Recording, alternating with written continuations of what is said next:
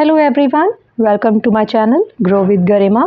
मैं गरिमा सैनी और आज हम आपके लिए लेके आए हैं NCERT बुक पॉलिटिकल साइंस यानी राजनीति विज्ञान का अध्याय 1।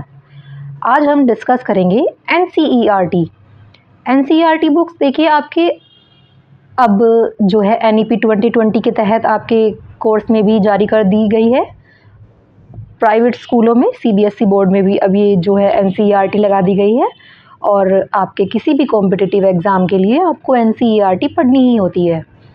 NCERT के बिना बेस बनाना ऑलमोस्ट नामुमकिन होता है। देखिए, NCERT तो आपको पढ़नी ही होती है।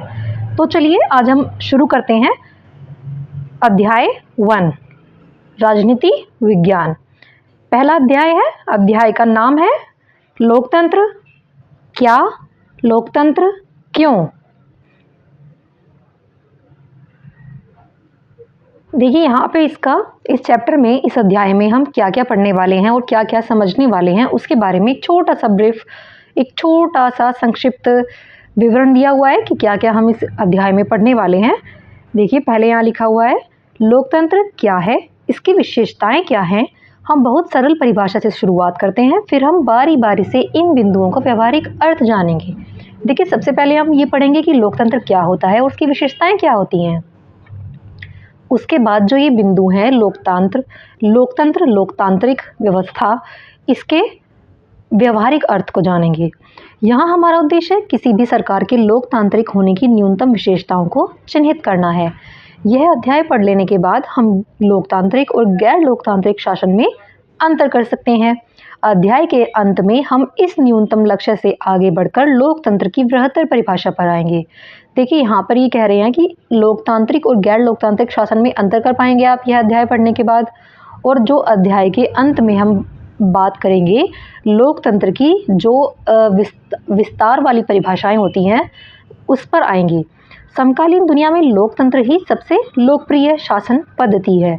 समकालीन अर्थात वर्तमान दुनिया में लोकतंत्र ही सबसे लोकप्रिय शासन पद्धति है। पर ऐसा क्यों है?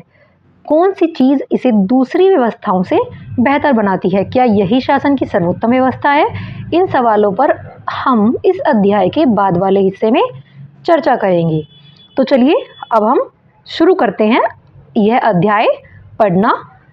सबसे पहले हम इसके बारे में थोड़ा जानेंगे और फिर हम इसके अगली वीडियो में हम इसके प्रश्नों का उत्तर डिस्कस करेंगे। ठीक है, चलिए पहले हम ये एक पढ़ लेते हैं, चैप्टर को शुरू करते हैं। 1.1 हेडिंग है आपकी लोकतंत्र क्या है। आप सरकार के विभिन्न रूपों के बारे में पढ़ चुके हैं। लोकतंत्र की अब तक की आपकी समझ के आधार पर कुछ उदाहरण देते हुए सरकारों की कुछ सामान्य विशेषताएं लिखें। आपको यहाँ पे दे रखा है कि लोकतांत्रिक सरकारें और गैर लोकतांत्रिक सरकारें, इनके बारे में आप जितना जानते हैं उतना आप इनके बारे में लिखें।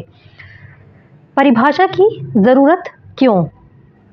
आगे बढ़ने से पहले आइए सबसे पहले एक मेधावी छात्रा मेरी की आपत्ति पर गौर किया जाए। इस चैप्टर में कहा गया है कि इस चैप्टर में आगे बढ़ने से पहले एक मेधावी छात्रा है जिसका नाम मैरी है। उसने एक आपत्ति दर्ज कराई है। सबसे पहले हम उसकी आपत्ति पर गौर करेंगे, तब हम आगे बढ़ेंगे। वह लोकतंत्र को परिभाषित करने के इस तरीके को पसंद नहीं करती और कुछ बुनियादी सवाल पूछना चाहती है।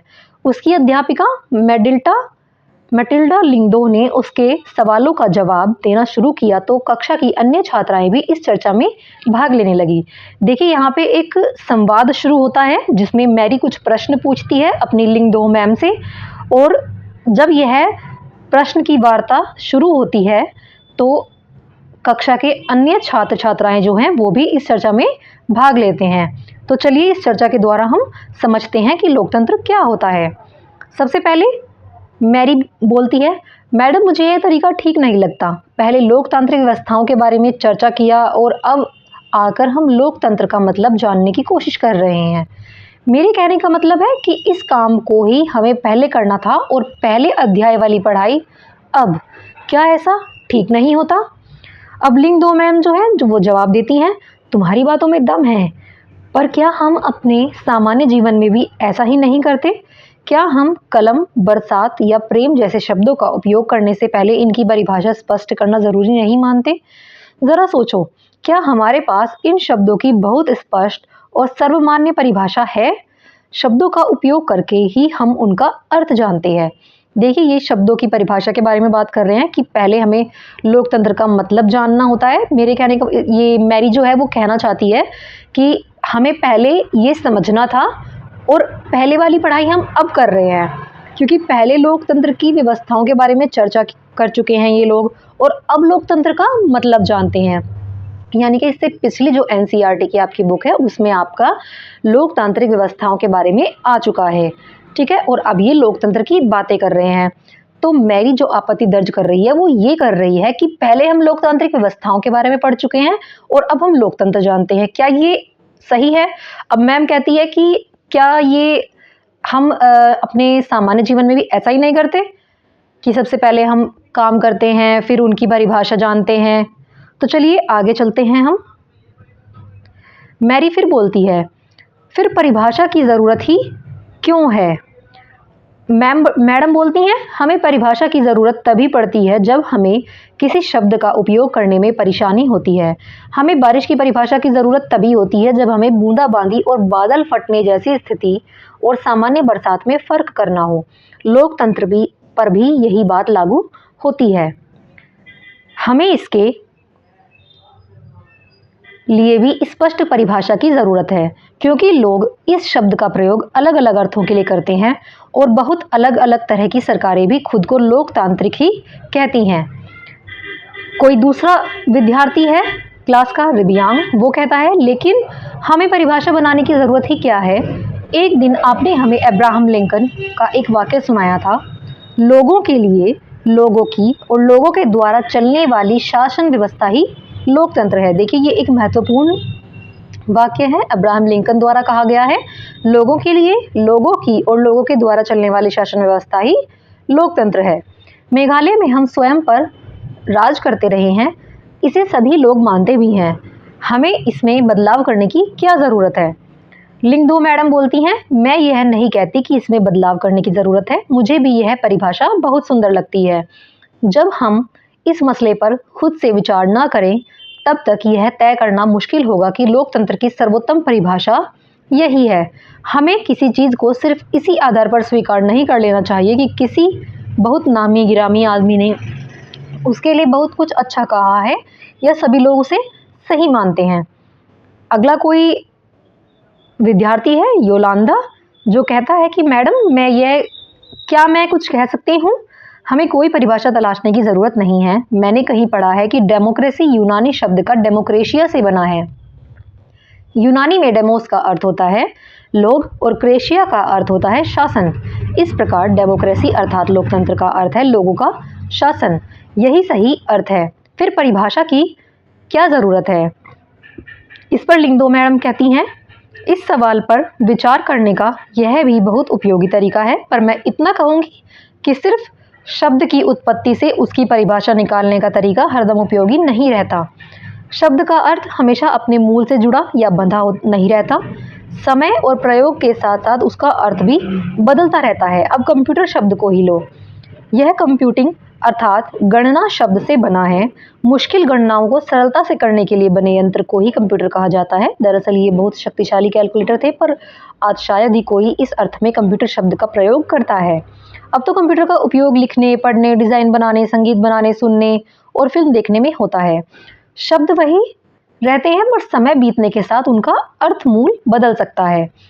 ऐसी स्थिति में सिर्फ शब्दों के मूल अर्थ पर ही भरोसा करना उपयोगी नहीं होता। ऐसे में मैरी कहती है, मैडम आपके कहने का मतलब यह है कि इस विषय पर खुद सोचने का कोई शॉर्टकट नहीं है, हमें इसके अर्थ पर गौर करना ही होगा और उसकी परिभाषा गढ़नी होगी। लिंगदो मैम कहती हैं, एकदम सही, इसलिए आओ अब यह काम कर ही डालें। अब एक सरल परिभाषा पर चर्चा करते हैं। आइए उस चर्चा पर फिर से गौर करें जो खुद को लोकतांत्रिक बनाने का दावा करने वाली सरकारों के बीच की समानताओं और असमानताओं से जुड़ी थी। सभी लोकतांत्रिक व्यवस्थाओं को पहचान के लिए एक बहुत ही सरल पैमाना था, लोगों के पास अपनी सरकार को चुनने का अधिकार होना। इसलिए हम एक सरल परिभाषा से शुरुआत कर सकते हैं।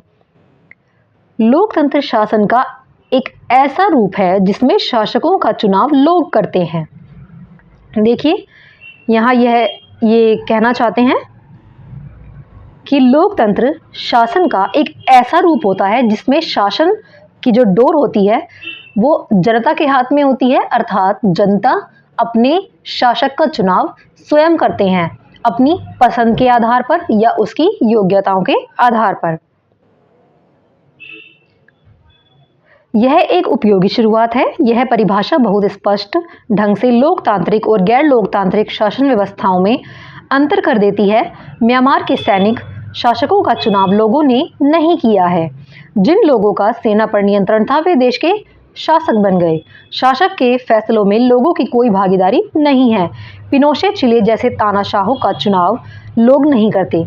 यह बात राजशाहियों पर भी लागू होती है। देखिए, राजशाही से यहाँ मतलब होता है जो किसी प्राचीन काल में जब राजाओं द्वारा सत्ता चलाई जाती थी और राजा का बेटा ही राजा बनता था, तो इसका मतलब होता है राजशाही। और तानाशाह होते हैं जो ताकत के दम पर सत्ता पर अपना कब्जा जमा लेते हैं। सऊदी अरब के शाह लोगों द्वारा शासक नहीं चुने गए हैं, बल्कि राज परिवार में जन्म लेने के कारण उन्होंने यह हक पाया है। लेकिन यह सरल परिभाषा पूर्ण या पर्याप्त नहीं है। इससे हमें यह समझ में आता है कि लोकतंत्र का मतलब लोगों का शासन है, पर इस परिभाषा का प्रयोग यदि हम बिना सोचे समझे किया तो फिर भी उन सभी सरकारों को लोकतांत्रिक कहना पड़ेगा जो चुनाव करवाती हैं, और फिर हम सही नतीजे पर नहीं पहुंच पाएंगे। जैसा कि हम अध्याय 3 में देखेंगे कि समकालीन दुनिया की हर सरकार, चाहे वह लोकतांत्रिक हो या ना हो, खुद को लोकतांत्रिक कहना या कहलाना चाहती है। इसलिए हमें असली लोकतंत्र और दिखावटी लोकतंत्र वाली सरकारों के बीच सावधानीपूर्वक फर्क करना होगा। यह काम हम तभी कर पाएंगे जब हम इस परिभाषा के एक एक शब्द को सावधानी से समझें और लोकतांत्रिक सरकार की विशेषताओं को जानें। अब देखिए, इन्होंने एक सरल परिभाषा से शुरुआत की है। आगे चलते हैं। ये बीच बीच में फोटो के जरिए इन्होंने बताया हुआ है कि ये जो डेमोक्रेसी है वो जनता के द्वारा बनाई जाती है, लेकिन यहाँ पे दिखा रखा है कि सैनिकों द्वारा बनाई गई है। अब देखो, यहाँ इन्होंने कार्टून के बारे में लिखा हुआ है। इराक में अमेरिका और अन्य विदेशी शक्तियों की उपस्थिति में हुए चुनाव के समय यह कार्टून बना था। यह कार्टून क्या कहता है, इसमें डेमोक्रेसी को इस तरह क्यों लिखा गया है? यह कार्टून यह कह रहा है कि डेमोक्रेसी का असली मतलब यह नहीं होता जिसमें किसी दूसरे देश के शासक दखलंदाजी करते हैं, इंटरफेयर करते हैं और सैनिक बल के आधार पर चुनाव कराते हैं, और ताकि मतलब अपनी ताकत का डर दिखाकर सत्ता को हथिया लेते हैं, तो वो डेमोक्रेसी नहीं होती। चलिए आगे चलते हैं। इसमें लोकतंत्र की विशेषताओं के बारे में बताया हुआ है।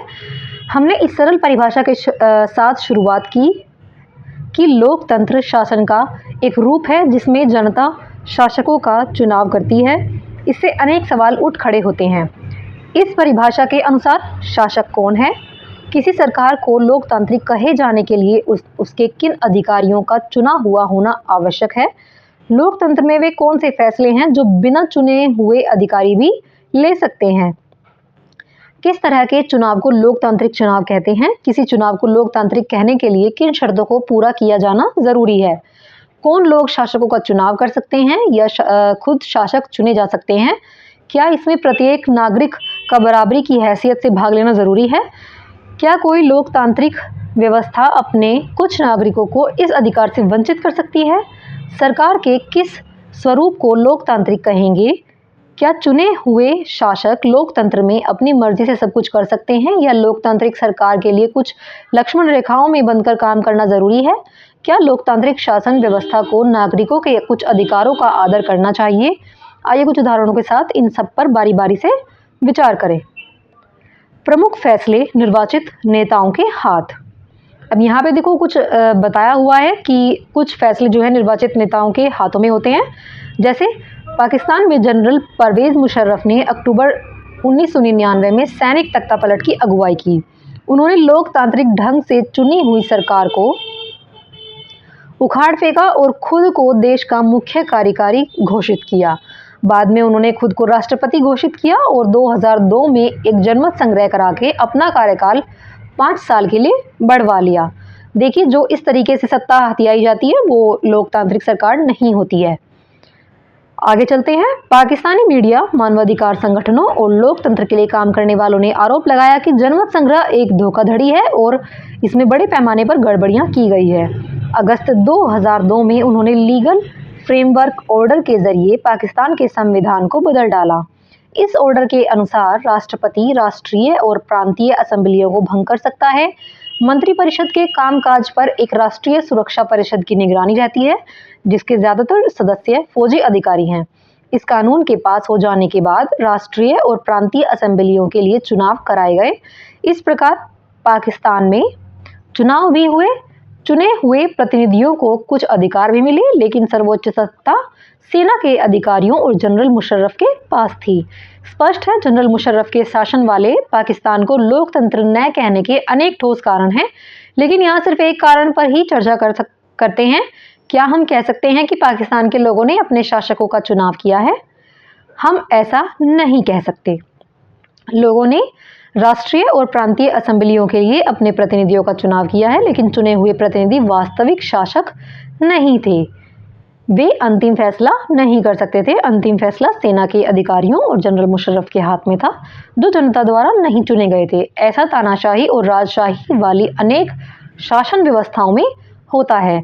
वहां औपचारिक रूप से चुनी हुई संसद और सरकार तो होती है, पर असली सत्ता उन लोगों के हाथ में होती है जिन्हें जनता नहीं चुनती। कुछ देशों में असली ताकत विदेशी शक्तियों के हाथ में रहती है, न कि चुने हुए प्रतिनिधियों के हाथ में। इसे लोगों का शासन नहीं कहा जा सकता। इससे पहले हम लोकतांत्रिक शासन व्यवस्था की पहली विशेषता पर पहुंचे। लोकतंत्र में अंतिम निर्णय लेने की शक्ति लोगों द्वारा चुने हुए प्रतिनिधियों के पास होनी चाहिए। यह एक महत्वपूर्ण वाक्य है, आप इसको नोटिस कर सकते हैं। आगे चलते हैं।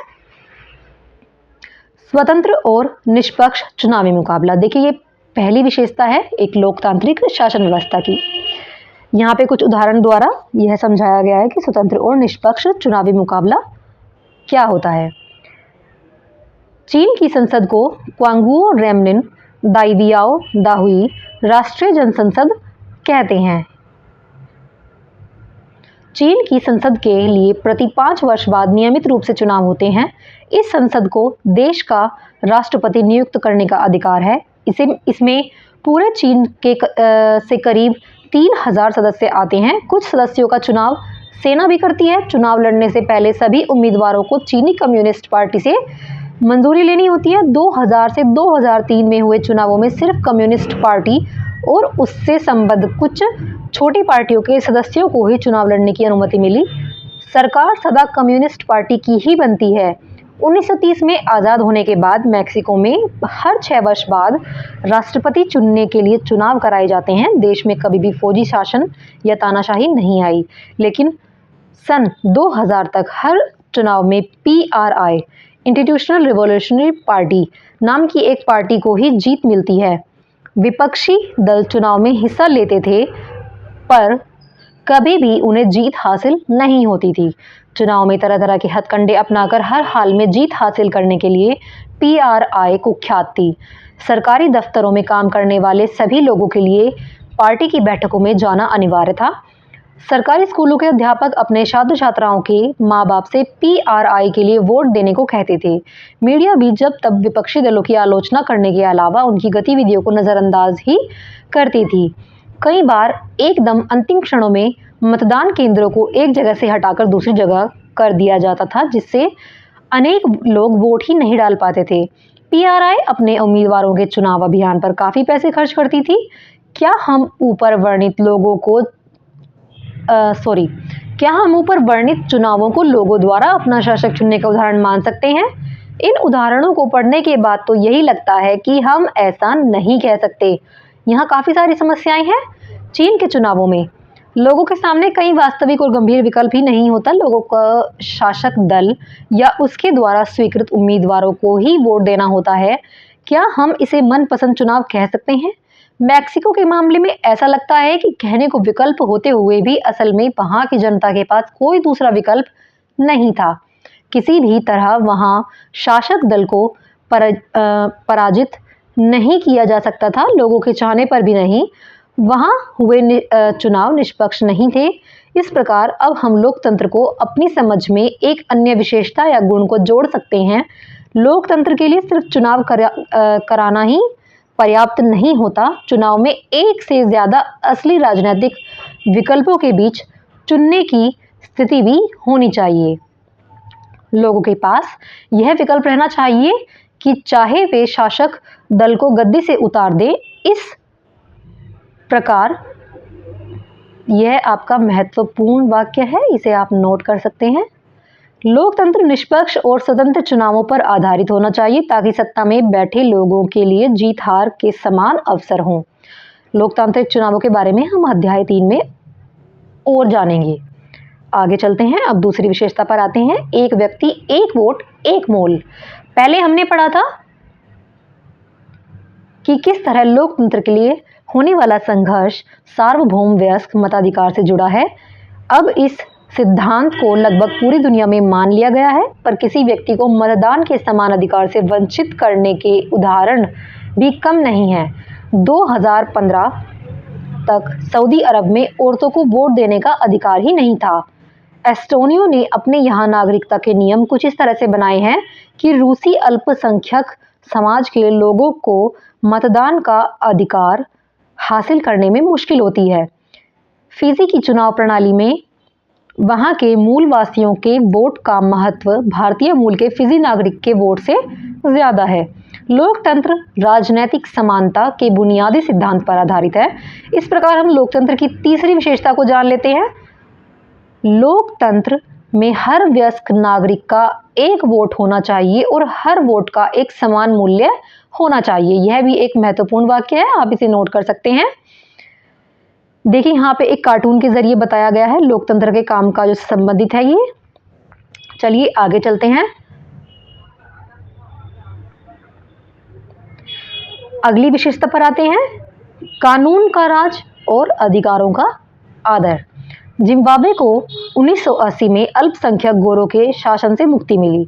उसके बाद देश पर जानू पीएफ दल का राज है, जिसने देश के स्वतंत्रता संघर्ष की अगुवाई की थी। इसके नेता रॉबर्ट मुगाबे आज़ादी के बाद से ही शासन कर रहे थे। चुनाव नियमित रूप से होते थे और सदा जानू पीएफ दल ही जीतता था। राष्ट्रपति मुगाबे कम लोकप्रिय नहीं थे, पर वे चुनाव में गलत तरीके भी अपनाते थे। आज़ादी के बाद से उनकी सरकार ने कई बार संविधान में बदलाव करके राष्ट्रपति के अधिकारों में वृद्धि की थी और उसकी जवाबदेही को कम किया था। विपक्षी दलों के कार्यकर्ताओं को परेशान किया जाता था और उनकी सभाओं में गड़बड़ कराई जाती थी।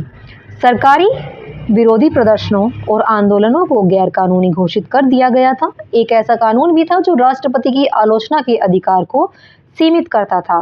टेलीविजन और रेडियो पर सरकारी नियंत्रण था और उन पर सिर्फ शासक दल के विचार ही प्रसारित होते थे। अखबार स्वतंत्र थे, पर सरकार की आलोचना करने वाले पत्रकारों को परेशान किया जाता था। सरकार ने कुछ ऐसे अदालती फैसलों की परवाह नहीं की जो उसके खिलाफ जाते थे। उसने जजों पर भी दबाव भी डाला। 2017 में मुगाबे को राष्ट्रपति पद से हटा दिया गया। जिम्बाब्वे का उदाहरण बताता है कि शासकों के लिए बार बार जनादेश पाना लोकतंत्र की एक जरूरत है, पर इतना ही पर्याप्त नहीं है। लोकप्रिय नेता भी अलोकतांत्रिक हो सकते हैं। लोकप्रिय नेता भी तानाशाह हो सकते हैं। अगर हम लोकतंत्र को परखना चाहते हैं तो चुनावों पर नजर डालना जरूरी है, पर उतना ही जरूरी है चुनाव के पहले और बाद की स्थितियों पर भी नजर डाली जाए। चुनाव के पहले सत्ता पक्ष के विरोधी समूहों के कामकाज समेत सभी तरह की राजनीतिक गतिविधियों के लिए पर्याप्त गुंजाइश रहनी चाहिए।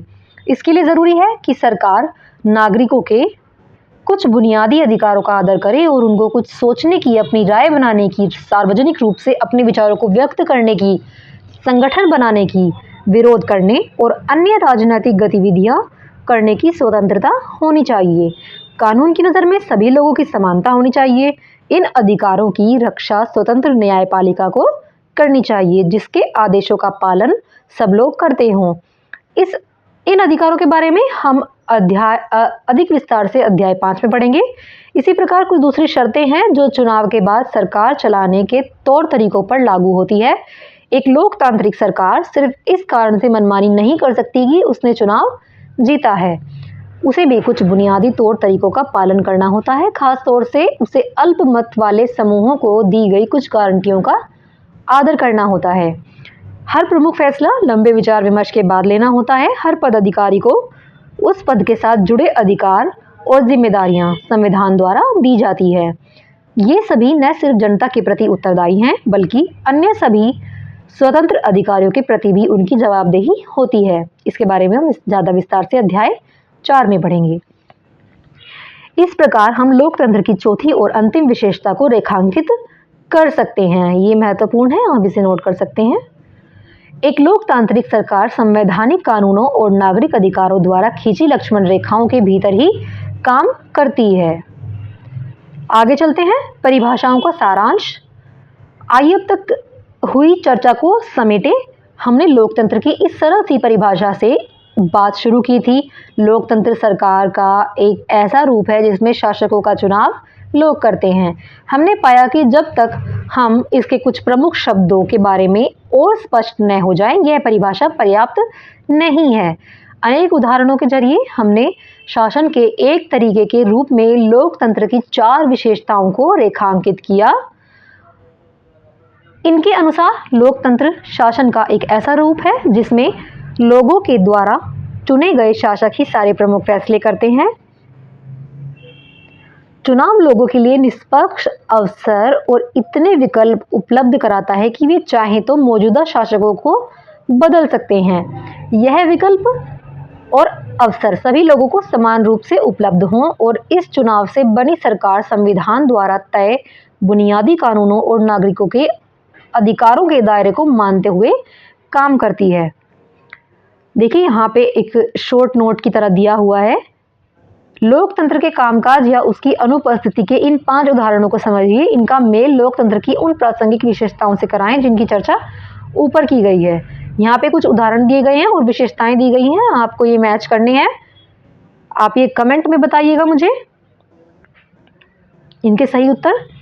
आगे चलते हैं, लोकतंत्र ही क्यों। अब हम चर्चा करेंगे कि लोकतंत्र ही क्यों जरूरी है। मैडम लिंग 2 की कक्षा में एक बहस शुरू हुई थी। उन्होंने इस अध्याय को यहाँ तक पढ़ाने के बाद छात्रों से पूछा कि क्या उन्हें लोकतंत्र ही शासन का सबसे अच्छा स्वरूप लगता है। इस सवाल पर सबने कोई ना कोई टिप्पणी की। लोकतंत्र के गुणों पर चर्चा। अब लोकतंत्र के गुणों पर चर्चा की हुई है। सबसे पहले लीलांदा बोलती है, हम लोकतांत्रिक देश में रहते हैं। दुनिया भर में सभी जगह लोग लोकतंत्र चाहते हैं। जिन देशों में पहली लोकतांत्रिक शासन प्रणाली नहीं थी, वहाँ भी अब इसे अपनाया जा रहा है। सभी महान लोगों ने लोकतंत्र के बारे में अच्छी अच्छी बातें कही है। क्या इतने से ही यह स्पष्ट नहीं हो जाता है कि लोकतंत्र सबसे अच्छा है? क्या अब भी इस पर बहस करने की ज़रूरत है?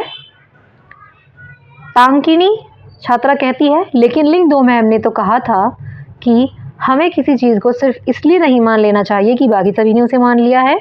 क्या ऐसा नहीं हो सकता कि बाकी सभी लोग गलत रास्ते पर जा रहे हों?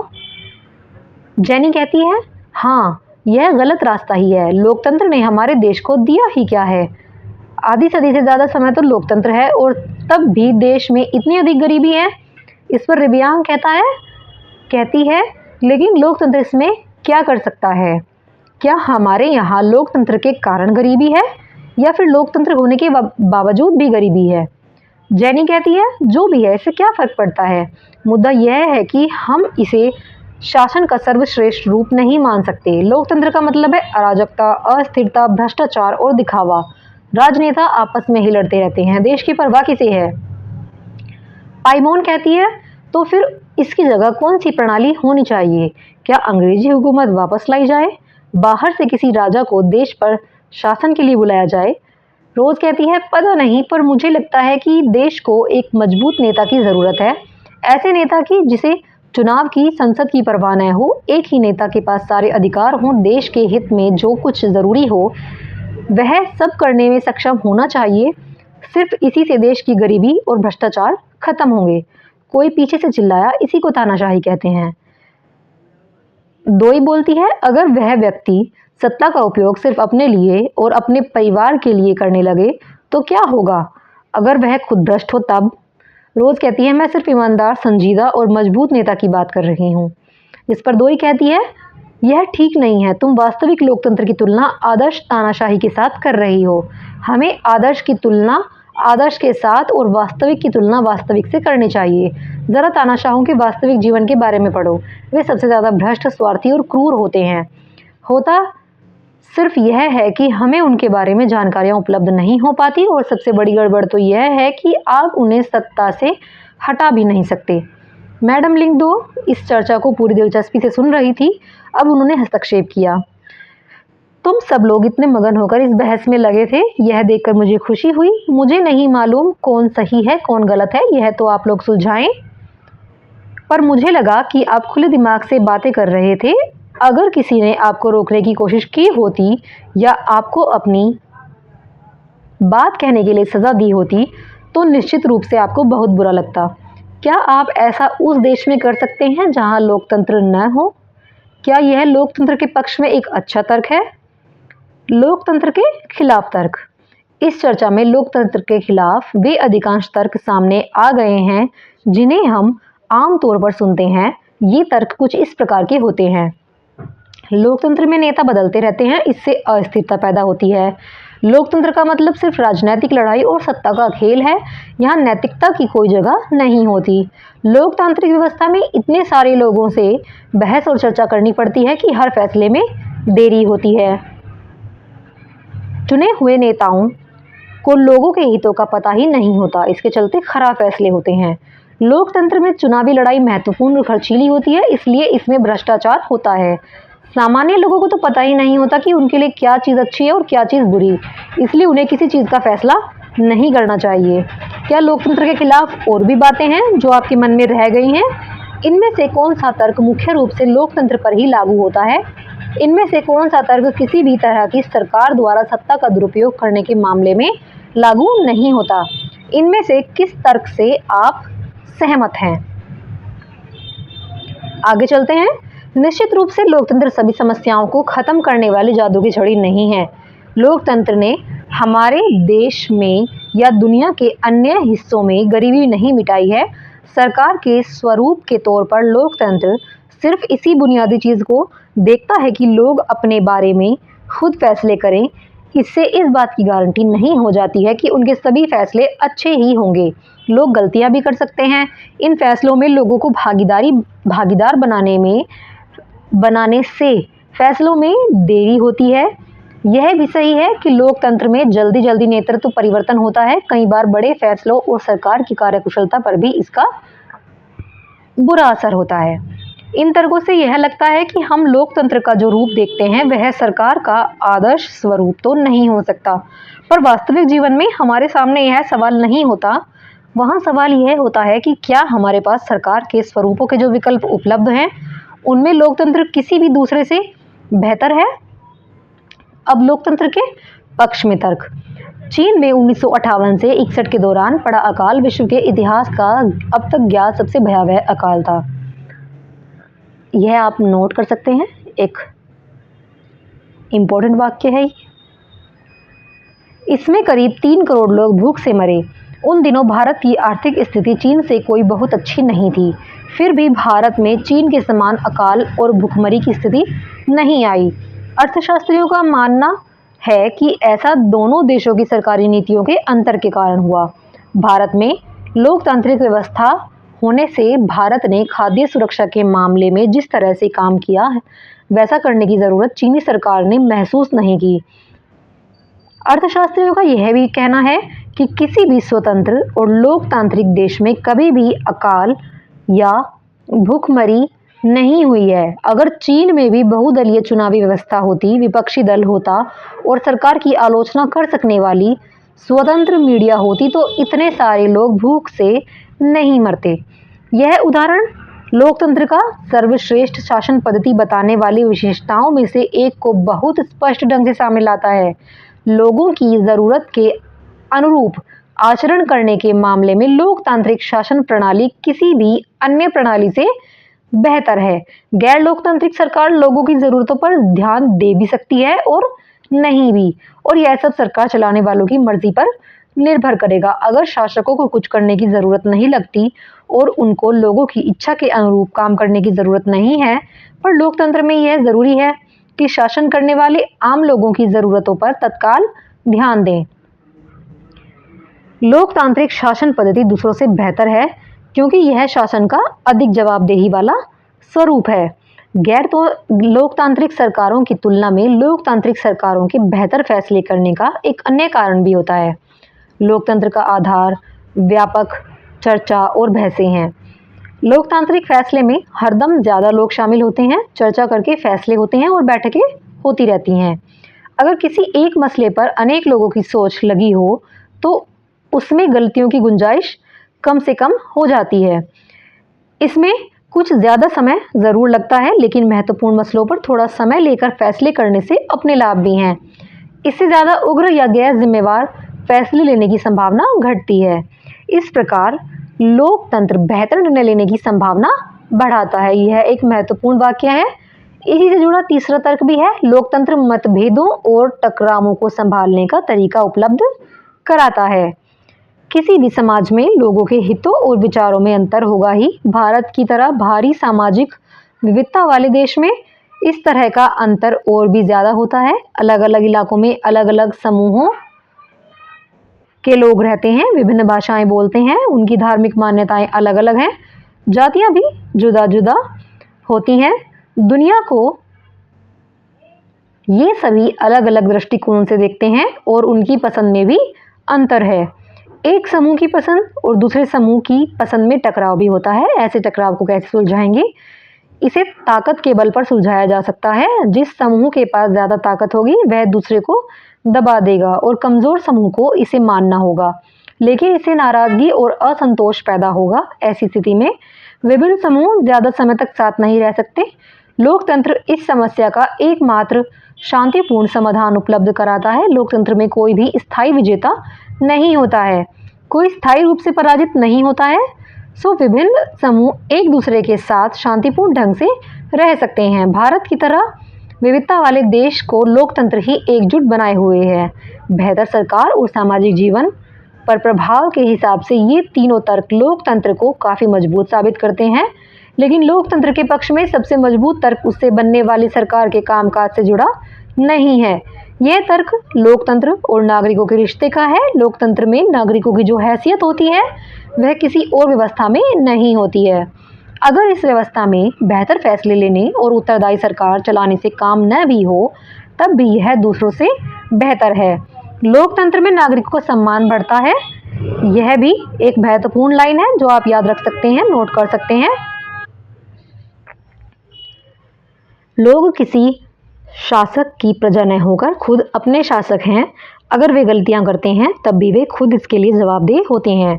लोकतंत्र के पक्ष में आखिरी तर्क यह है कि लोकतांत्रिक व्यवस्था दूसरों से बेहतर है क्योंकि इसमें हमें अपनी गलती ठीक करने का भी अवसर मिलता है। जैसा कि हमने ऊपर देखा, इस बात की कोई गारंटी नहीं है कि लोकतंत्र में कोई गलती नहीं हो सकती। किसी भी किस्म की सरकार इस बात की गारंटी नहीं दे सकती। इस मामले में लोकतंत्र का लाभ यह है कि इसमें गलतियों को ज़्यादा देर तक छुपाए नहीं रखा जा सकता। इन गलतियों पर सार्वजनिक चर्चा की गुंजाइश लोकतंत्र में होती है और फिर इनमें सुधार करने की गुंजाइश भी है। इसका मतलब यह है कि या तो शासक समूह अपना फैसला बदले या शासक समूह को ही बदला जा सकता है। गैर लोकतांत्रिक सरकारों में ऐसा नहीं किया जा सकता। चलिए अब इस चर्चा को समेटें। लोकतंत्र हमें यह सब चीज़ें दे सकता है और ना ही यह सभी समस्याओं का समाधान है, लेकिन यह साफ तौर पर उन सभी दूसरी व्यवस्थाओं से बेहतर है जिन्हें हम जानते हैं और दुनिया के लोगों को जिनका अनुभव है। यह अच्छे फैसलों के लिए बेहतर अवसर उपलब्ध कराता है। इसमें लोगों की इच्छाओं का सम्मान किए जाने की ज़्यादा संभावना है और इसमें अलग अलग तरह के लोग ज़्यादा बेहतर ढंग से साथ रह सकते हैं। अगर यह इनमें से कुछ काम करने में असफल रहता है तब भी इसमें गलती सुधारने की संभावना है। और इसमें सभी नागरिकों को ज़्यादा सम्मान मिलता है। इसी वजह से लोकतंत्र को सबसे अच्छी शासन व्यवस्था माना जाता है। देखिए यहाँ कार्टून के द्वारा समझाया हुआ है।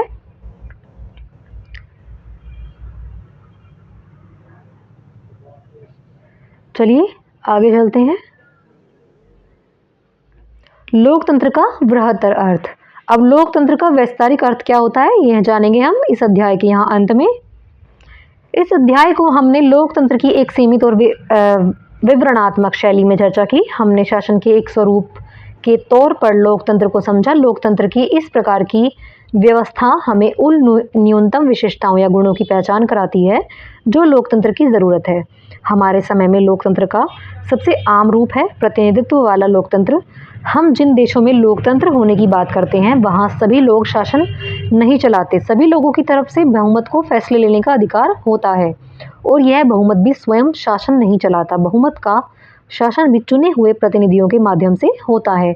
यह ज़रूरी हो जाता है क्योंकि आधुनिक लोकतांत्रिक शासन व्यवस्था में इतने अधिक लोग होते हैं कि हर बात के लिए सबको बैठाकर सामूहिक फैसला कर पाना संभव ही नहीं हो सकता। अगर यह संभव हो भी जाए तो हर एक नागरिक के पास हर फैसले में भाग लेने का समय, इच्छा, योग्यता या कौशल नहीं होता है।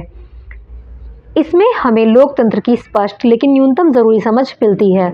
इस स्पष्टता से हमें लोकतांत्रिक और अलोकतांत्रिक सरकारों में अंतर करने में मदद मिलती है, लेकिन इससे हमें एक सामान्य लोकतंत्र और एक अच्छे लोकतंत्र के बीच अंतर करने की क्षमता नहीं मिल जाती है।